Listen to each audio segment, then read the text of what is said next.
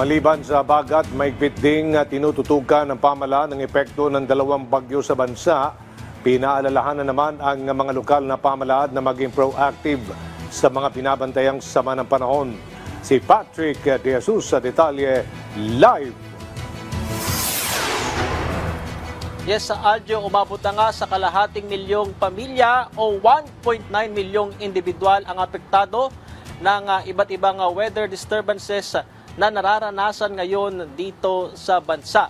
Mula pa ito sa epekto noon ng bagyong Krising, habang dalawang bagyo ang kasalukuyang nasa bansa. Yan nga ay ang bagyong Dante at bagyong Emong.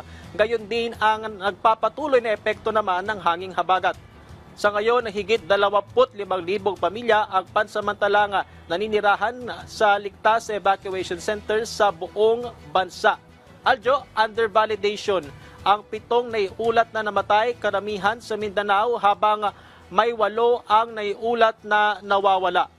Pumalo naman na sa 4 na bilyong piso ang halaga ng pinsala sa infrastruktura ayon sa OCD, habang 217 milyon pesos sa agrikultura na karamihan ay high-value crops. Dahil sa sunod-sunod na pag-ulan, ay saturated na ang lupa, kaya't malaki ang posibilidad ng landslide. Base sa datos ng Mines and Geosciences Bureau, nasa 3,000 barangay ang high-risk areas o yung mga lugar nga na posibleng magkaroon ng insidente ng pagguho ng lupa. Marami dyan sa Northern Luzon, sa Central Luzon, and then even sa NCR. So meron po tayong listahan dyan from DNR at binabantayan natin ito. So yun, no? Mataas po ang possibility, kaya tinitingnan natin or we are trying our best to come up with really a paano ma-issue itong early warning natin. At ang cooperation po ng ating mga LGUs doon sa mga high-risk areas na magkaroon ng preemptive evacuation ay napaka-importante. So every day, ina-assess natin ito.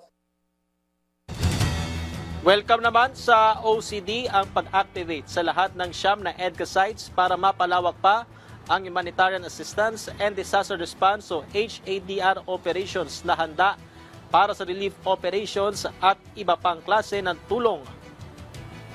Marami naman tayong mga multiple sites na pwedeng gamitin, lalo na kung mag-prolong pa itong ating operations. No? So we welcome this, and these are all welcome facilities na pwede natin gamitin kaagad. In terms of the use of these EDCA sites, as multipurpose nga itong sites na ito, no? They can be used for repacking of goods in coordination with DSWD. Pwede po siyang maging command and control hubs para din po sa ating mga aid that's gonna be coming in, even for international aid. So ito po, as the purpose may be and depending po sa proximity niya dito sa iba't ibang mga affected na mga lugar, yun po ang magiging utilization ng ating mga EDCA sites. Aljo, patuloy ang assessment kung magpapatupad muli ng government work at class suspension bukas dahil nga tuloy-tuloy yung pag-ulan, Aljo. Pero base sa forecast, posibleng magkaroon muli ng rekomendasyon ang NDRRMC dahil dun sa dalawang bagyo na nandito ngayon sa bansa. Pero Aljo, wala pang official announcement, so yan ay hihintayin natin kung ano yung magiging recommendation ng NDRRMC, at yung announcement dyan ay posibleng i-anunsyo muli ng DILG or ng Office of the President. At mula rito sa Campo Aguinaldo para sa Integrated State Media, Patrick De Jesus ng PTV. Balik sa iyo, Aljo. Maraming salamat, Patrick De Jesus ng PTV.